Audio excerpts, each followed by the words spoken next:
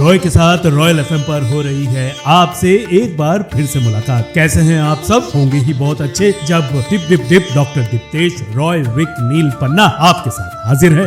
All in one in all, only on Royal FM. और आज हम एक ऐसी श्रृंखला के साथ, ऑडियो पॉडकास्ट के साथ आपसे मिल रहे हैं जिसे सुनने के बाद आप अपनी स्मृतियों के समुंदर में गोते लगाएंगे और खो जाएंगे बचपन से लेके यौवन तक, और यौवन से लेकर आज तक जो भी आपकी यादें हैं, संस्मरण हैं, स्मृतियां हैं, उन सभी स्मृतियों को संजोकर आवाज दे रहा हूं मैं। और सुन रहे हैं हम और आप मिलकर, जो हम इस ऑडियो पॉडकास्ट श्रृंखला के साथ आप तक पहुंचा रहे हैं। तो पर्दा उठाता हूं।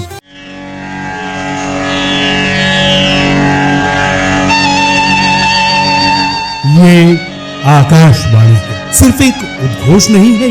ये भारत की धड़कनों का इतिहास है। ये खेतों की मिट्टी की गंध है, सीमा पर प्रहरी का साहस है, माँ की लोरी है, कवि की चेतना है और असंख्य भारतीयों की स्मृतियों का अमित संगीत है। आज हम नमन करते हैं आकाशवाणी को, ऑल इंडिया रेडियो की उस गौरवमयी यात्रा को जिसने 9 दशकों तक, 90 वर्षों तक भारत को आवाज दी, भारत को जोड़ा, भारत को जगाया। वंदे मातरम,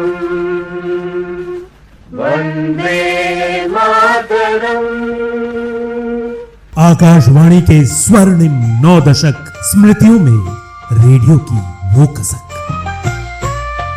आकाशवाणी के स्वर्णिम 9 दशक, स्मृतियों में रेडियो की वो कसक। ये श्रृंखला खास आपके लिए, ओनली ऑन रॉयल एफएम।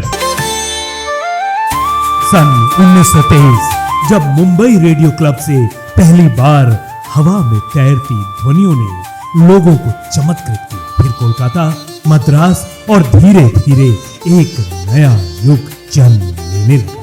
सन 1927 में बनी इंडियन ब्रॉडकास्टिंग कंपनी, पर आर्थिक कठिनाइयों ने उसकी सांसें रोक दी। तब ब्रिटिश शासन ने 1930 में इंडियन स्टेट ब्रॉडकास्टिंग सर्विस की स्थापना की। और फिर आया वो ऐतिहासिक क्षण, 8 जून सन 1936, जब इस सेवा का नाम पड़ा ऑल इंडिया रेडियो।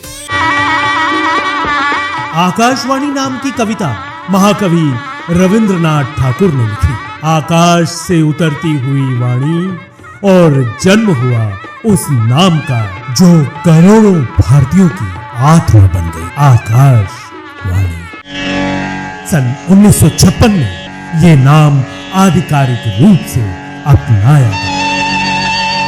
तब से लेकर आज तक, और आज से लेकर आगे कई वर्षों तक आकाशवाणी की ये यात्रा यूं ही चलती रहेगी। और इस स्वर्णिम यात्रा के 9 दशक स्मृतियों के आंगन से हम समेट कर लाए हैं साक्षात्कार, बातचीत, बहुत सारी ऐसी यादें जो हम आपसे बांटेंगे इस ऑडियो श्रृंखला के अंतर्गत। तो सुनना ना भूलिएगा। 9 दशकों की इस लंबी यात्रा में कौन कौन, कहां कहां, किधर किधर, किस किस रूप में सारथी बने, किस किस रूप में साक्षी बने आकाशवाणी की इस लंबी यात्रा के, उन्हीं सभी पलों को हम बातचीत के माध्यम से, इंटरव्यूज के माध्यम से, साक्षात्कार के माध्यम से आप तक पहुंचाएंगे। ओनली ऑन रॉयल एफएम पर आपके अपने रेडियो सारथी के साथ, रेडियो के साथ बिताए हुए वो अविस्मरणीय पल। आकाशवाणी के 9 दशक, स्मृतियों में रेडियो की वो कसक।